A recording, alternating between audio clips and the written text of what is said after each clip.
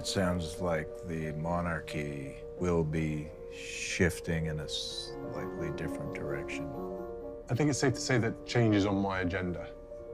Change for good. And I embrace that and I enjoy that change. I don't fear it. That's the bit that excites me, is the idea of being able to bring some change. This is not a story with a single villain or a single dramatic confrontation captured on camera. It is something quieter and, in its own way, more uncomfortable. What happens to a person's sense of place inside a family when the institutional ground beneath her, both literally and financially, keeps shifting toward the next generation and away from her, even as she works within whatever private channels remain to secure something for the children she actually raised? The moment King Charles III was pronounced monarch, something happened inside the machinery of the British Crown that no vote, no ceremony, and no press release could stop. A private trust worth an estimated $1.4 billion, built over 7 centuries, shifted ownership in an instant. No signature was required. No family meeting was held. The law simply activated, the way it had activated for princes before him, and just like that, Prince William became the owner of one of the most valuable private estates in the history of the British monarchy. And somewhere inside a house he did not build, on land he did not buy, Camilla, the woman now called Queen, was left to reckon with a truth she could not undo. The house she had called home for decades did not belong to her family. It belonged to him. This is the story of the Duchy of Cornwall, the quiet trust fund of kings, and how its passage into William's hands has exposed a fault line running straight through the House of Windsor. It is a story about inheritance, but not the kind with sealed envelopes and dramatic readings in a drawing room. It is slower than that, and in some ways colder. It is the story of a woman who built a life inside a family's wealth without ever truly owning a piece of it, and a stepson's children who, by the letter of the law, can never inherit any of it at all. Let's begin with what the Duchy of Cornwall actually is, because most people have heard the name without understanding what it means or how far its reach extends. Prince William will go above and beyond to control the monarchy's image by stripping non-royal or non-working royals of their titles. It was created in 1337 by King Edward III, designed for one purpose: to give the heir to the throne financial independence, generation after generation, without ever touching the public purse. Today it spans roughly 53,000 hectares across 23 counties, mostly in the southwest of England. Farms, forests, holiday cottages, commercial and residential buildings scattered across market towns most people will never visit. Even a cricket ground. The Kia Oval itself sits on duchy land, generations of matches played, unknowingly, on royal-controlled soil. Its total assets are valued at around $1.4 billion, and whoever holds the title Prince of Wales does not simply visit this land. He runs it. He profits from it. He shapes it, quietly, according to whatever priorities he brings to the role. The Duchy's holdings stretch far beyond a single county estate. There is Restormel Castle, a ruined 13th century fortress in Cornwall, its round keep still standing above the River Foy, a physical reminder of just how far back this inheritance actually reaches. There are working farms across Devon and Somerset, coastal holiday cottages along stretches of the Isles of Scilly, entire streets of residential housing in towns whose residents may not even realize their landlord is, functionally, the future King of England. This is not a single manor house passed quietly between generations. It is an entire regional economy, woven into the daily lives of tens of thousands of tenants, farmers, and small business owners across the southwest of England, all of it ultimately answering to whoever currently holds the title.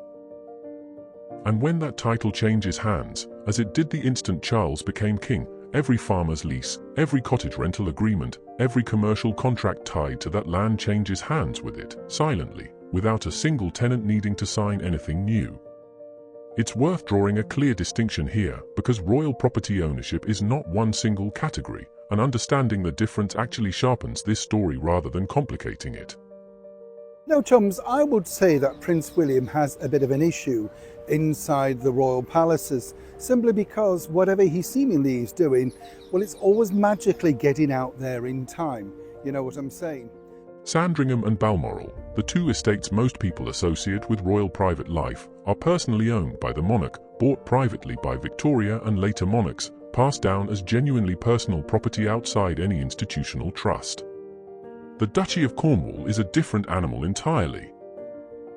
A private estate in the sense that its income doesn't flow through the public crown estate or parliament, but one whose ownership is tied not to any individual person, rather to whoever happens to hold the title Prince of Wales at any given moment. It isn't Charles's to leave to whichever child he prefers, the way he could theoretically do with a personally purchased property. It isn't Camilla's under any circumstance, no matter how long she's lived inside its boundaries. It exists to serve the title, not the person, which is precisely why it moved to William the instant his father's role changed, with no will, no discretion, and no family conversation required. That scale is worth sitting with, because it reframes what actually happened the moment William inherited the title. This wasn't simply a wealthy man inheriting one grand house. It was the automatic transfer of authority over an entire regional footprint, real people's homes and livelihoods bound up inside a legal structure built 7 centuries before any of them were born, activated instantly by the death of one monarch and the accession of the next. Charles himself became Duke of Cornwall in 1952, at just 3 years old, the moment his mother became Queen, which tells you something important about how this title actually functions inside the family. It is not something granted through ceremony or earned through service. It attaches itself automatically to the heir apparent the instant the throne changes hands, regardless of age, regardless of readiness, regardless of anyone's personal wishes, including the wishes of whoever happens to be married to the man holding it. Charles held the title for over 70 years before finally becoming king himself, longer than any Prince of Wales in British history, meaning the duchy's 53,000 hectares were, for the majority of the 20th and early 21st centuries, simply understood as his domain, and by extension, part of the backdrop of Camilla's married life from the moment she became his wife in 2005. For Charles, the duchy was his financial engine for over 5 decades, the foundation of his adult life long before he ever wore a crown. It was reported that in the 2021 to 2022 financial year alone, he drew roughly £21 million in personal income from it, money that in turn supported the households of both his sons, William and Harry, funding staff, security, travel, and the machinery of modern royal life. It was Charles, too, who in 1990 founded Duchy Originals, the organic food brand now sold as Waitrose Duchy Organic, its very first product, an oaten biscuit made from wheat and oats grown at home farm on his own Highgrove estate. I want to create a world in which my son is proud of what we do, in a world and a job that actually does impact people's lives for the better. He had stated his intention, on record, to leave the duchy in better condition than he found it. That was his stewardship. His son's stewardship, as we're about to see, looks nothing like it. When Charles became king, tradition dictated exactly what would happen next, and it happened without hesitation. The duchy, and everything tied to it, transferred to William. Not eventually. Not after negotiation. Immediately, automatically, the moment his father's role changed. William inherited what has been described as the 14th century version of a trust fund, and reports now place his personal annual income from it somewhere between $20 and $30 million. Now sit with that for a second, because this is where the story stops being about real estate and starts being about family. Because inside that 53,000 hectare portfolio sits a house that has nothing to do with William at all in the public imagination. Highgrove House. The Gloucestershire residence where Charles has lived since the 1980s, the home most associated with Camilla, the place where she has hosted decades of private life, first as Duchess, then as Queen Consort, and now as Queen. Highgrove is owned by the Duchy of Cornwall. It always has been. It was never Camilla's, in the way most of us think of ownership, and the moment the duchy transferred to William, so did ultimate ownership of the very wall she calls home. Think about what that actually means for a woman in her late 70s. Decades of hosting state visits, private family gatherings, quiet weekends away from the pressures of public life, all inside a house that legally answers not to her husband anymore, but to her stepson. She has decorated its rooms. She has walked its organic gardens, the same gardens Charles cultivated for years as a personal passion project, gardens that have become genuinely famous in their own right, open seasonally to paying visitors, celebrated for the time walk, the wildflower meadow, and the carefully organic growing methods Charles championed decades before organic farming became fashionable. Those gardens are, in a very real sense, one of Charles's most personal creative legacies, built slowly over more than 40 years of hands-on involvement, and Camilla has lived alongside that legacy as his wife for 2 of those for decades. But legacy built through years of quiet devotion is still not the same thing as legal ownership, and every one of those carefully tended acres sits, and has always sat, inside a trust that was never truly the couple's to keep. And none of it, not one gate, not one hedge, not one restored Georgian wall, was ever truly hers to keep. Either way though, William is winning, but there is a problem behind the scenes. Somebody somewhere is tipping others off. To understand why this particular twist of fate carries the weight it does, you have to understand the road Camilla actually traveled to get here, because it was never a short one, and it was never an easy one. She was born Camilla Shand, and in the 1970s she married Andrew Parker Bowles, an army officer, and together they had 2 children, Tom and Laura. Her relationship with Charles, well documented across decades of British press coverage, ran parallel to both of their marriages for years before either of them was free, becoming one of the most scrutinized private lives in modern royal history. When she and Charles finally married in 2005, in a civil ceremony at Windsor Guildhall, she took the title Duchess of Cornwall, a deliberate, careful choice. Not Princess of Wales, a title still closely associated in the public mind with Diana. She held that title for 17 years, through the tail end of Elizabeth's reign, through a slow and cautious rehabilitation of her public image, through state visits and charity patronages designed to prove, piece by piece, that she belonged in the role she had been given. And in fairness to the institution, this is not a pattern invented for Camilla specifically. It's worth remembering that Prince Philip, married to Elizabeth for over 70 years, longer than any consort in British royal history, never held personal ownership over the Crown estate, the Duchy of Lancaster, or the Duchy of Cornwall either, despite standing at the Queen's side through the entirety of her reign.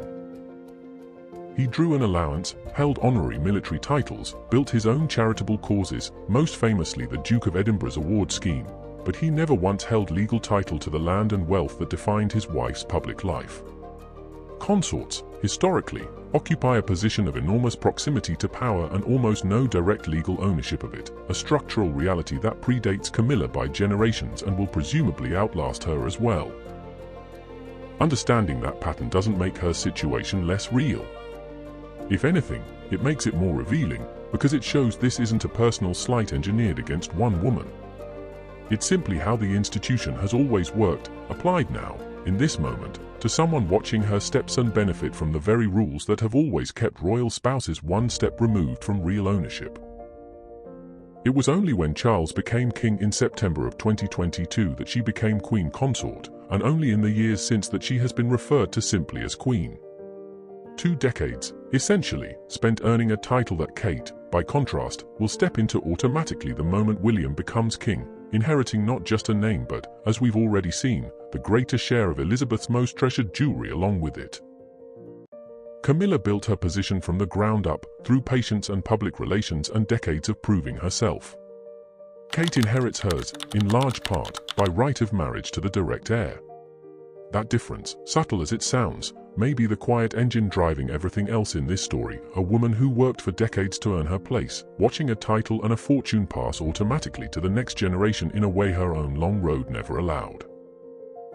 If you've been with me from the start of this channel, you already know what I'm about to say, but I'll say it anyway because it matters. Hit subscribe right now, because stories like this one, the quiet legal shifts inside the royal family that reshape everything without a single public announcement, are exactly what this channel exists to uncover. If you've ever wondered how power actually moves inside the Windsor family, not through weddings and galas but through trusts and titles and centuries-old law, you're in exactly the right place, and there is so much more coming in this story that you will not want to miss. Like this video if it's already surprised you, because the next part will surprise you more.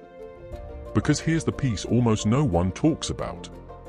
Camilla is not, and has never been, a Windsor. She married into the family.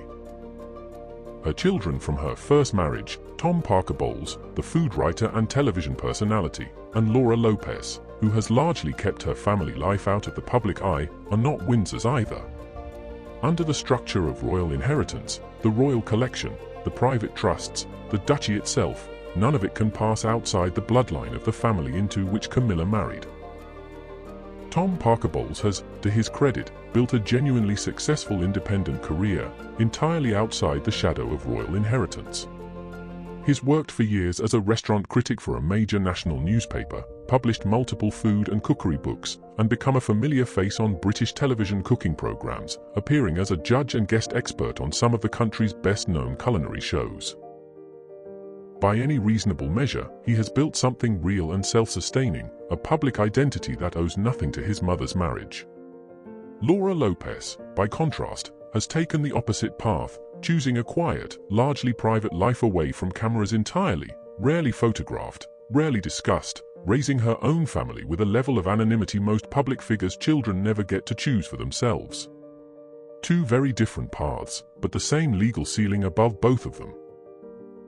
Success on television, respect in restaurant criticism, a private and peaceful family life, none of it converts into a claim on the duchy, on Highgrove, or on the royal collection. But neither of them holds, or will ever hold, a legal claim to what William now controls. This isn't speculation. It is simply how the structure works, and it means that no matter how the family dynamics play out behind palace walls, Camilla's own children were locked out of this particular inheritance before either of them was born into it. So ask yourself the question sitting underneath all of this. If you had spent decades building a life inside a family's wealth and title, only to watch the next generation inherit everything while your own children inherited nothing, how would that sit with you? Would it stay buried, or would it eventually surface? Because it appears to have surfaced, at least in part, in one specific area that has nothing to do with land at all, and everything to do with what a matriarch chooses to leave behind.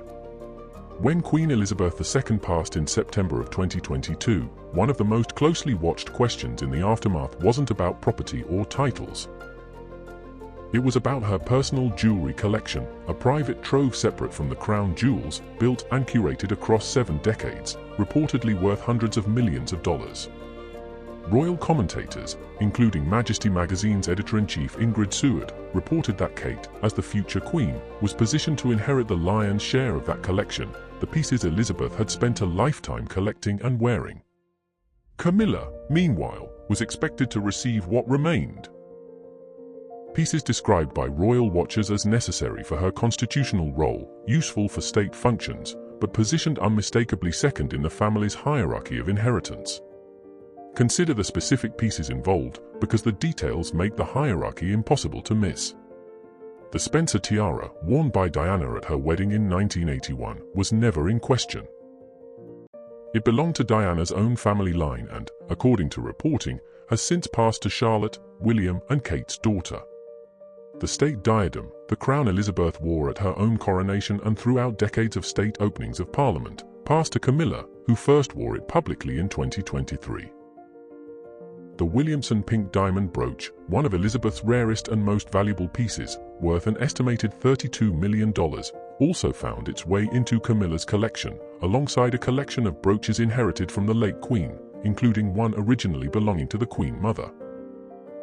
Royal watchers have speculated Camilla may also gravitate, over time, toward the Greville tiara and toward pieces like the Oriental Circlet, both historically less tied to Elizabeth's own personal image than to the wider Windsor collection, a pattern some commentators suggest may be intentional, a queen choosing pieces that carry royal history without carrying the specific weight of the woman who chose to favor someone else.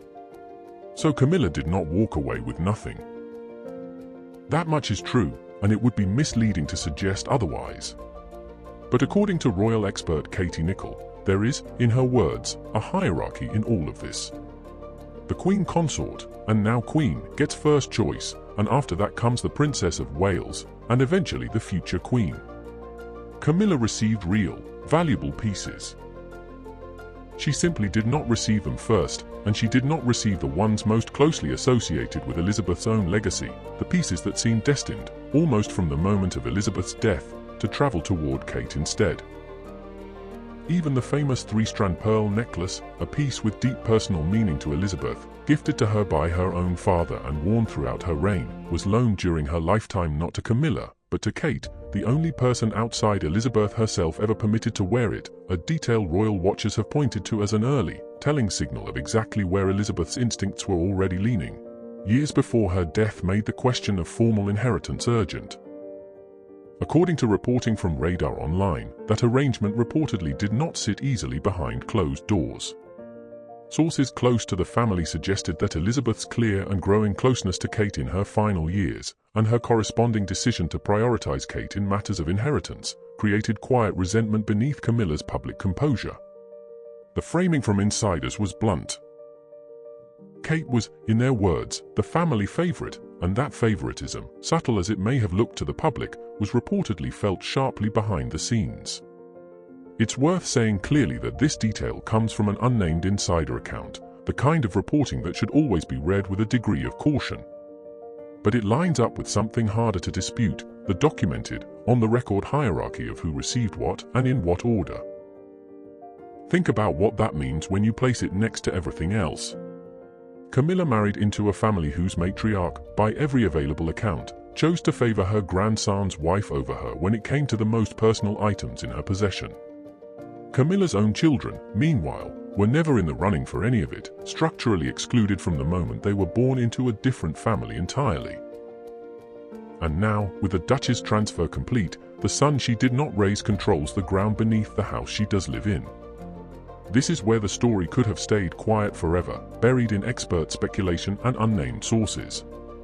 But it didn't stay quiet, because William did something that broke with nearly 700 years of tradition, and it happened in full public view, not behind a palace wall where it could be managed and contained. In June of 2026, William released the Duchy of Cornwall's first ever integrated impact report. For the first time in the institution's history, a Prince of Wales chose transparency over the secrecy that had defined the duchy since Edward III created it nearly 700 years earlier. The report disclosed a distributable profit of $27 million for the year, alongside $6.9 million invested directly into environmental programs.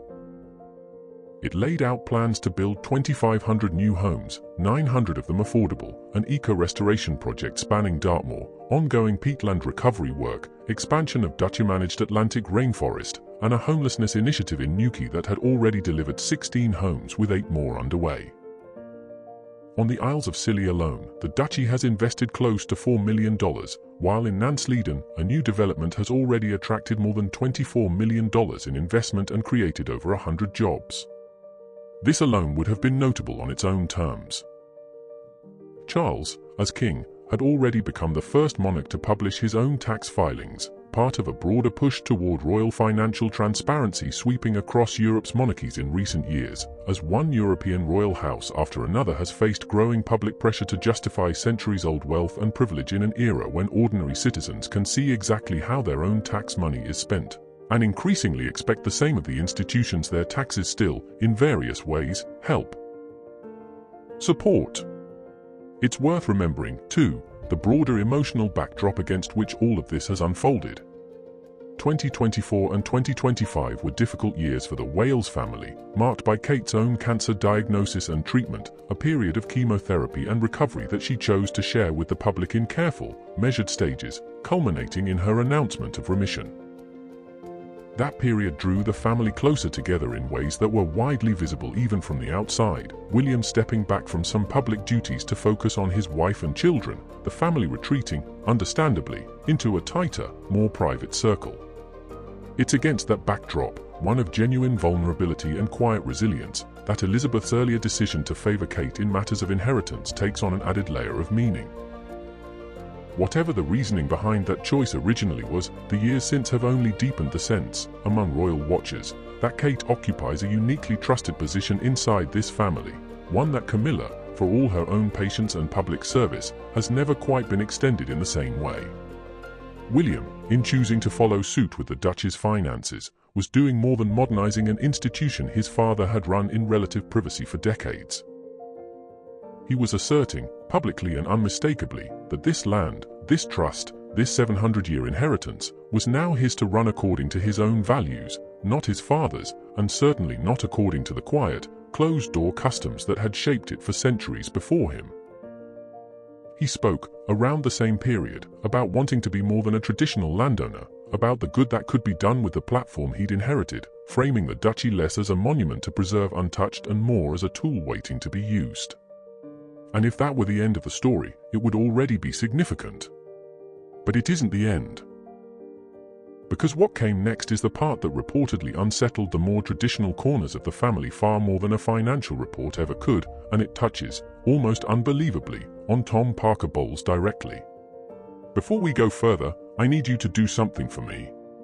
If this story has held your attention this far, subscribe now, because what's coming next is the part of this story that reframes everything you've just heard, and I promise you it is worth staying for. Share this with someone who follows the royal family closely, because this is the kind of story that gets buried in press releases unless people like you make sure it doesn't. In May of 2026, The Times reported that William intends to sell off approximately 20% of the Duchy of Cornwall's holdings before 2036. The estimated return: $670 million, money he plans to funnel into environmental initiatives and affordable housing projects, extensions of the same priorities laid out in his transparency report weeks earlier. Picture what that actually means. For nearly 7 centuries, the Duchy of Cornwall existed to be protected, preserved, and quietly passed from one Prince of Wales to the next, its land treated as sacred inheritance rather than liquid capital to be spent. William is the first heir in that entire history to propose selling off a fifth of it. Not out of financial desperation, but out of conviction, a deliberate choice to treat centuries of family land as a tool for reinvention rather than a relic to be safeguarded exactly as he found it, in direct contrast to the very promise his own father had made about leaving the estate better, not different, for the next generation. For a family built on continuity, on the idea that traditions outlast any single person's preferences, this is a genuinely radical departure. And for anyone inside that family who has spent their life understanding status and security through the lens of preserved land and preserved wealth, watching the next generation treat a chunk of that inheritance as something to be sold rather than safeguarded is not a small thing to witness quietly from the sidelines. And this is not an isolated impulse on William's part. It fits a pattern he has been building publicly for years, one that predates the Duchy report by a long stretch. His environmental initiative, built around large-scale prize funding for climate solutions, has for several years now positioned him as a royal figure less interested in ribbon-cutting and more interested in structural, measurable outcomes, the kind you can put a dollar figure next to and track over a decade. Where past generations of the family treated philanthropy as an extension of ceremonial duty, association with a cause, a patronage, a name attached to a charity dinner, William has increasingly approached it the way a foundation director might, with reports, metrics, and long-range funding plans. The Duchy's new integrated impact report and the planned 20% land sale are not, in that light, a sudden departure. They are simply the logical extension of an approach he has already been applying to his public philanthropic work, now turned inward on the very institution that funds his household. That distinction matters enormously when you're trying to understand how Camilla might experience all of this from the inside. This is not a stepson lashing out, seizing control to make a point. It's a systematic, values-driven restructuring of an institution he now legally controls, applied with the same calm, methodical energy he's shown in every public initiative he's fronted for close to a decade. There's no confrontation to point to, no single moment of conflict. Just a slow, steady redirection of a 700-year-old inheritance toward priorities that were never Camilla's to shape, discussed, negotiated, or veto in any capacity, because the law never gave her a seat at that table to begin with. Now here is where the story takes its most surprising turn, because separately from the Duchy, and separately from Elizabeth's jewelry, there has been reporting on a different, and in some ways more personal, inheritance question. What happens to Charles's own personal will? According to reports circulating in mid-2025, Camilla was said to be considering changes to Charles's will that would shape how his personal fortune, separate entirely from crown assets and the Duchy, is eventually distributed. Most of that fortune, unsurprisingly, is expected to benefit William, Kate, and their children, given William's position as heir and George's position as heir after him. but the same reporting suggested something that caught royal watchers off guard. Tom Parker Bowles, Charles' stepson, and notably also his godson, was reportedly being considered for a meaningful share of that personal will, a sign, according to observers, of just how much weight Charles gives to Camilla's own wishes when it comes to matters entirely within his personal control. Sit with the contrast that creates. On one hand, the law is unambiguous. Tom Parker Bowles will never have a claim to the Duchy of Cornwall, to Highgrove, to the royal collection, or to any institutional royal asset, because none of that can pass outside the Windsor bloodline. On the other hand, Charles' own personal fortune, the money and property that belongs to him as an individual rather than to the crown, is apparently a different matter entirely, one where Camilla's influence and Charles' own godfather relationship with Tom may carve out something meaningful after all. It's a reminder that inheritance inside this family isn't one single ledger.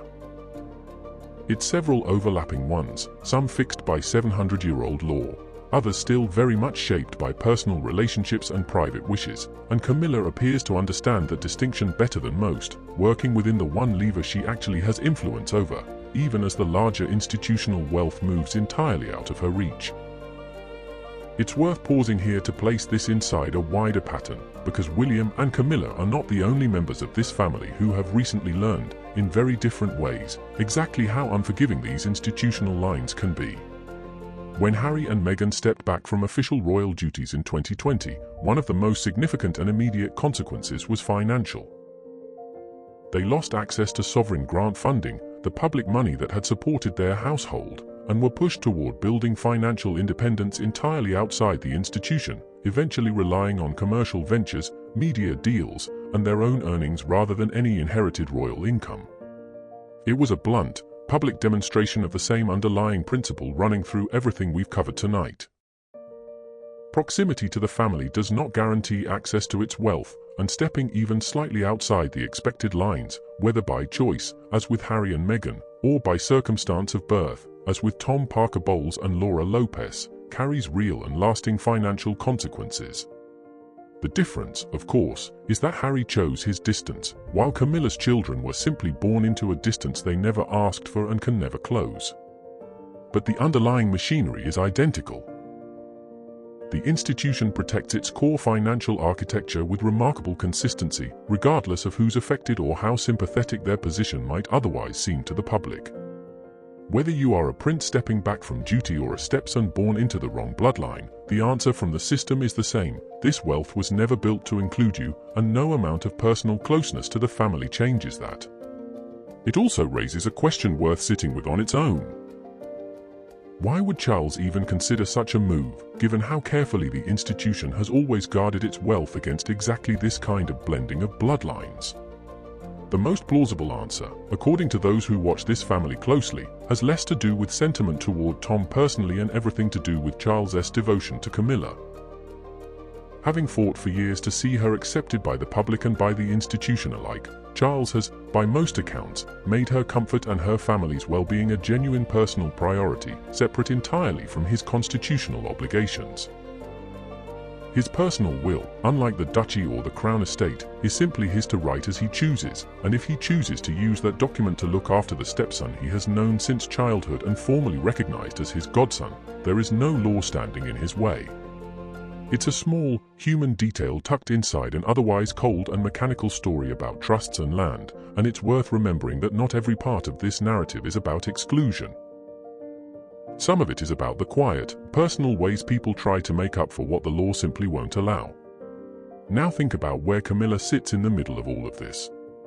She lives in a house owned by a trust that is being reshaped by a man she did not raise, according to values that are not her husband's, at a moment when reports already suggest she felt overlooked once before in matters of Elizabeth's inheritance.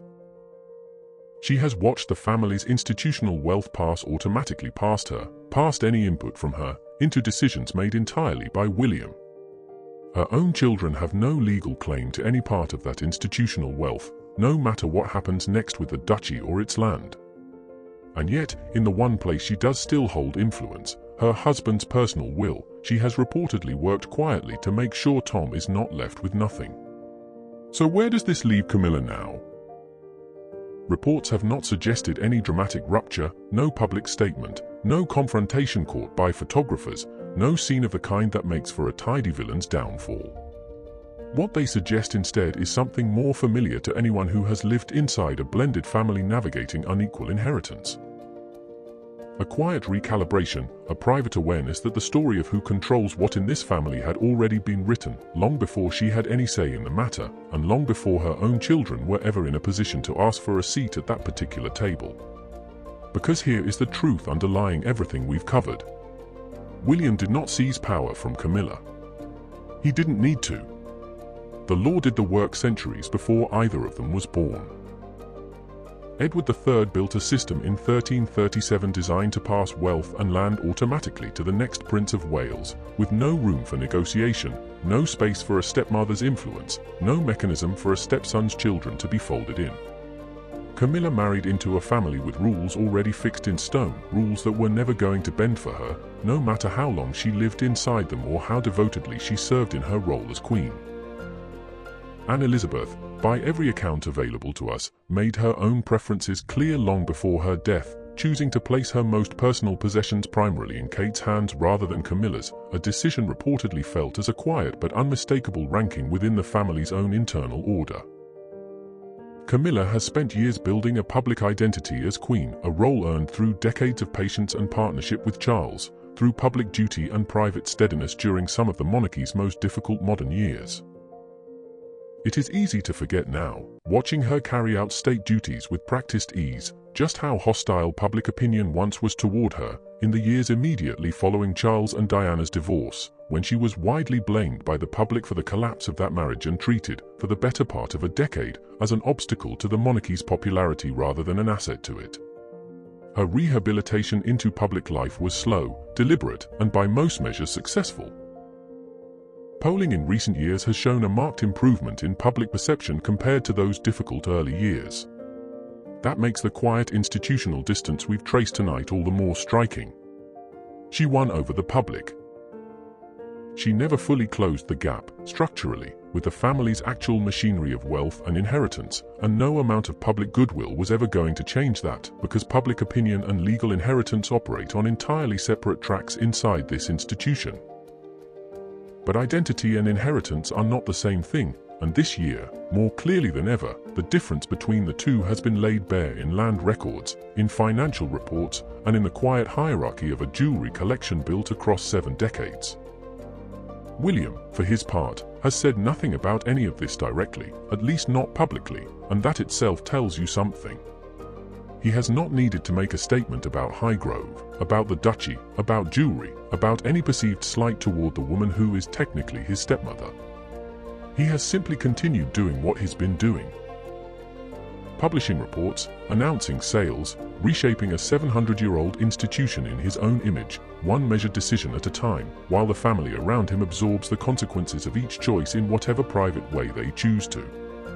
This kind of restraint has become something of a signature for William over the past several years, and it's worth naming directly, because it stands in sharp contrast to how previous generations of this family have often handled internal disagreement. Where past royal rifts have sometimes spilled into leaked briefings, competing camps of aides speaking anonymously to rival newspapers, and carefully placed stories designed to shape public sympathy, William's approach to the duchy has been almost entirely procedural. Reports. Disclosures. Public statements about policy, not people. If there is friction with Camilla underneath any of this, and the available reporting suggests there may well be, it has not surfaced through the usual channels of royal conflict. It has surfaced only in the quiet, structural facts themselves: who owns what, who profits from what, and whose children stand to inherit what happens next. What we're really watching, when you strip away the tabloid framing and look only at what's actually been reported, is a generational transfer of power happening exactly the way these transfers have always happened inside the British monarchy, quietly, legally, and almost entirely outside the public's ability to witness the emotional cost in real time. There was no press conference announcing that Highgrove now answers to William rather than to his father. There was no formal notice delivered to Camilla explaining that the ground beneath her home had shifted hands. These things simply happen, embedded in centuries-old legal language that the public rarely reads and even more rarely understands, and the people most affected by them are left to absorb the consequences in private, on their own timeline, without the benefit of a single dramatic scene to mark the moment. That's what makes this story different from the kind of royal drama built on confrontation and spectacle. There was no shouting match at Windsor, no dramatic reading of a will in a candlelit room, no Rolls-Royce pulling up to a gate at the exact moment a rival's ambitions collapsed. What actually happened was a report published online, a set of financial disclosures, a plan announced to a newspaper, each one landing quietly, each one reshaping the family's internal balance of power just as thoroughly as any dramatic confrontation could, just without an audience to witness it happening. Camilla did not lose a fight. There was no fight to lose, not in any formal sense. She simply discovered, the way so many people who marry into wealth eventually discover, that marriage grants proximity to power, not ownership of it. And proximity, no matter how close or how many decades it spans, does not automatically pass down to your own children when the law was never written with them in mind in the first place. For William, this moment represents something else entirely. It's the clearest evidence yet of what kind of Prince of Wales, and eventually what kind of king, he intends to be. One who breaks with centuries of silence in favor of public disclosure, one who treats inherited wealth as a tool for building rather than a relic to be guarded exactly as he found it, and one who, whether he intended it or not, has redrawn the emotional map of his own family simply by exercising the authority that was always legally his to exercise, the moment his father took the throne. Whether Camilla ever addresses any of this publicly remains to be seen. Royal insiders rarely comment directly on inheritance tensions, and there's no indication she plans to break that pattern now, any more than she has in the past when similar questions have surfaced about her place inside this family. But the facts on the record speak clearly enough on their own, without any need for speculation to fill the gaps. The estate is his, the transparency is his choice, the plan to sell and reshape it is his alone, the jewelry hierarchy was set by Elizabeth years in advance, and the house Camilla calls home sits, and will continue to sit, on land that answers, ultimately, to him. It's worth stepping back here and looking at the fuller shape of what William has actually built over the past several years, because the duchy reforms don't exist in isolation. His Environmental Prize initiative, now in its 6th year of awarding significant funding to climate solutions around the world, has become one of the most recognized philanthropic platforms connected to the modern monarchy, built entirely around his own priorities rather than any inherited charitable tradition. His homelessness program, designed to test functional, scalable solutions across pilot regions in the United Kingdom, has quietly expanded year over year, and its fingerprints are visible directly in the Duchy's own newly disclosed Newquay housing project, the same one delivering 16 homes with 8 more already underway. None of this was handed to him. He built each piece deliberately, over years, long before he had full legal control over the Duchy's finances to fund it at scale. What the 2026 Impact Report actually represents, then, is not a sudden new direction. It's the moment his existing personal philosophy finally gained access to the full weight of a 700-year-old financial engine, and he wasted no time putting that engine to work. Compare that to what Camilla has spent her married life building. Her own patronages, focused heavily on literacy, on domestic abuse awareness, on causes that speak to lived experience rather than large-scale structural reform, have earned her real, hard-won public goodwill after a rehabilitation process that took the better part of 2 decades. But goodwill and institutional control are not the same currency, and this year has made that distinction unavoidable. She has influence over how she is perceived. She has, at best, indirect influence over Charles's personal will. She has no influence whatsoever over the duchy, over Highgrove's ownership, over what happens to the 53,000 hectares that quietly define so much of her domestic life. William didn't need her input to reshape any of it, and by every indication available, he didn't seek it either. Look ahead for a moment to what actually comes next, because this story is far from finished. The 2036 deadline for William's planned 20% divestment of duchy land is still a decade away, which means we are only at the very beginning of watching this reshaping unfold in real time. Every year between now and then will likely bring fresh disclosures, fresh reports, fresh questions about which specific parcels of land get sold, which historic farms and cottages change hands, and how much of that $670 million actually materializes as promised. Each of those moments will be another opportunity for the quiet tension we've traced tonight, between institutional wealth flowing automatically to William and personal loyalty flowing, in whatever limited ways remain available, toward Camilla and her own children, to surface again in some new form. And there's a generational layer still ahead of us that almost no one is talking about yet. George, William and Kate's eldest son, is already being raised with a notably different philosophy than previous royal heirs, attending a private day school rather than being sent away to boarding school, growing up with what both his parents have described as a deliberate effort to give him as grounded and normal a childhood as the role allows. If William's approach to the duchy tells us anything, it's that he intends to keep reshaping inherited tradition according to his own values, not simply preserving what was handed to him. That likely means George will one day inherit an institution already remade in his father's image, further still from the version Camilla married into decades ago, and further still from any version her own children could ever have hoped to touch. The distance between Camilla's family and the institutional heart of this monarchy isn't closing with time. If anything, every year and every new report suggests it's quietly widening. And that, in the end, is the real answer to the question this title poses. Prince William did become owner of the Queen's private estate, not through any single dramatic act, but through the simple, unstoppable mechanics of succession, law that has governed this family since long before any of them were born. And Camilla's family, by every documented measure available to us, was left with real reason to feel the sting of it, a house they've lived in but never owned, a jewelry hierarchy that placed them second, and children who will never hold legal claim to any part of what William now controls, no matter how the relationships inside that family continue to evolve in the years ahead. None of it required villainy. None of it required confrontation. It only required time and the quiet, patient machinery of an institution that has always known exactly who it was built to serve. If this story kept your attention until now, that tells me something, and I want you to do one more thing before you go. Subscribe to this channel, because the next chapter of this family's story is already unfolding, and there's a piece connected to all of this, involving exactly how William's transparency push and his sweeping plans for the Duchess land are reportedly being received by the more traditional wing of the royal family, that we haven't even touched on yet, and it may change how you see everything you've just watched.